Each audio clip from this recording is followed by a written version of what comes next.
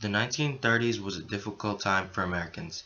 A rich culture grew from these trying times. In the early 1930s, jazz had spread to dance halls, speakeasies, and other venues all over America. At the time, marching bands and dance bands were the main form of live concert music, and soon early jazz rhythms and melodies began to influence music of the day. Public dance halls, clubs, and tea rooms opened in the cities. Strangely named dances inspired by African-style dance moves like the shimmy and the chicken scratch were eventually adopted by the general public. The cakewalk, developed by slaves as a send-up of their masters' formal dress balls, became the rage. The popular dance music of the time was not jazz, but there were early forms. They were taking shape in the evolving blues ragtime experimental area that would soon develop into jazz. Popular Tin Pan Alley composers like Irving Berlin incorporated ragtime influence into their compositions, though they rarely used specific musical techniques that were often used by jazz players like rhythm and blues notes.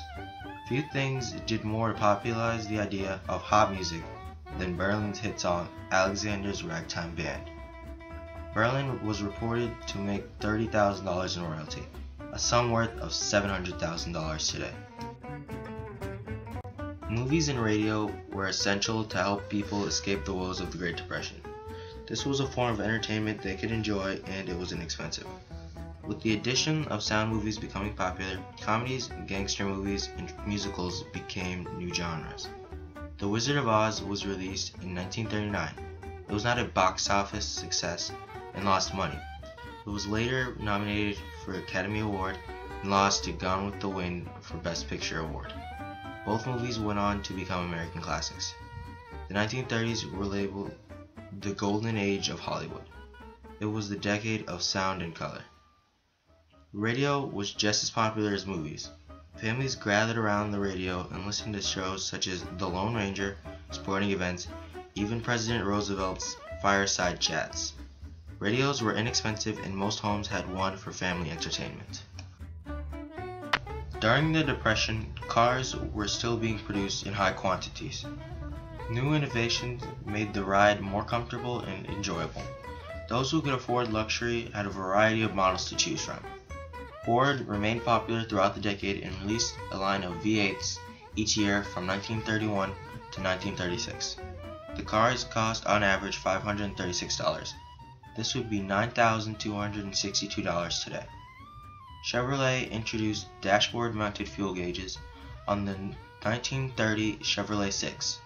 This car cost approximately $655. Today, this car would cost almost $11,000. Chrysler cars were luxurious and expensive. The most expensive car cost $3,000.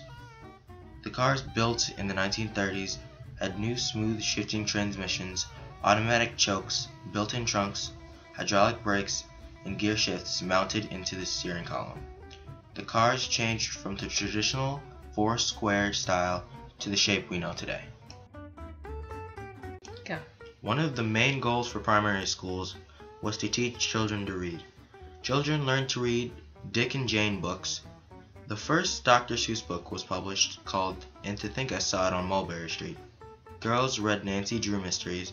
Writers like Ernest Hemingway, Thornton Wilder, Carl Sandburg, and Agatha Christie wrote outstanding fiction.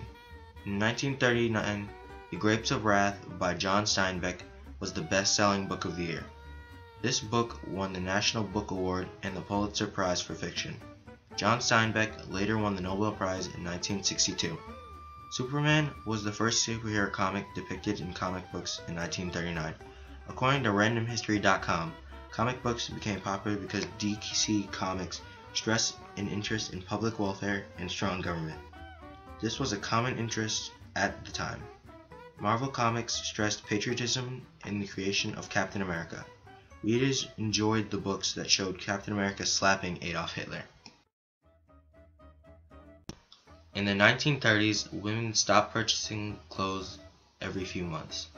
Times were tough, and they began wearing one outfit for an entire day and mending them when needed. Although the 1930s was a time of economic struggle, clothing was revolutionary. The beginning of mass clothing production and the popularity of movie changed fashion styles. For the first time, clothing styles worn by famous movie stars were copied in ready-to-wear outfits. Men wore fedoras and double-breasted overcoats. Boys wore short shorts and tall socks. Ties and slacks were normal to wear every day. Men bought complete outfit packages that contained one suit, a hat, 3 pairs of socks, 2 dress shirts, a tie, and a pair of shoes, all for $25. This is $441 in today's money. Women wore dresses with shoulder pads. Dresses were worn at work and at home. Patterns were in style. Nice, flowery, flowing dresses were popular. Suntans were considered low class. Women used makeup and false eyelashes to make themselves prettier. Their hair was short with soft curls or finger waves. During the Depression, the most popular sport in America was baseball. The Depression took a toll on the game. Players' salaries and attendance at games were down. Babe Ruth, arguably the best home run hitter in baseball history, played in the 1930s. Babe Ruth and Lou Gehrig led the Yankees to 3 straight World Series victories in the late 1930s. Joe Louis was the world heavyweight boxing champion in 1937. He held the title longer than anyone else in history. In 1936, Jesse Owens was the first Olympian to win 4 gold medals.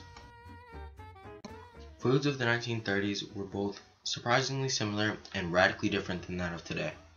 As expected, many families were still suffering from the Great Depression, and most meals were made and ate at home. Home-cooked meals often included homegrown vegetables and meats from the local livestock. Although fresh from the Depression, still some restaurants were popular in large cities. Often owned by celebrities or mobsters, some of the most popular in New York City were the Coconut Grove in Central Park, which served meals starting at $1.25, and Jack Dempsey's Steakhouse, with dinner and dancing starting for $1.75. Some of the most popular snack foods of today had their origins in the 1930s.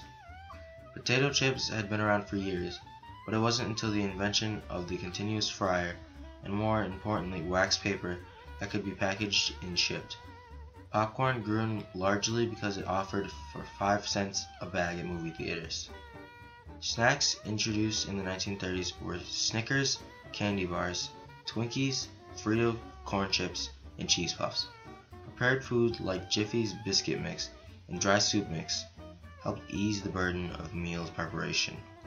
The expression, "the greatest thing since sliced bread," became popular with the availability of sliced bread in the 1930s. There weren't many things to do during the Great Depression. Toys were one inexpensive way one could occupy oneself. Toys were simple, without lights, electronics, or batteries. Pedal cars were very popular at the time. There were 3 types of pedal cars: the red racer, the dump truck, and the modern car. Prices ranged from $3.89 to $13.95. Also, wooden construction kits were a child's favorite. These toys were balsa wood blocks that fit together to make different shapes. Such toys were easy to assemble, fueled imagination, and inspired young engineers. Red Riders were another popular toy. This toy was a replica of the rifle used by the comic strip hero, the Red Rider. Board games were hugely popular with parents because they could engage several children at once, sometimes for several hours at a time. Although originally invented in 1930, the game Monopoly was published by the Parker Brothers in 1935 and is the best-selling board game in history. The culture of the 1930s was unparalleled in its complexity.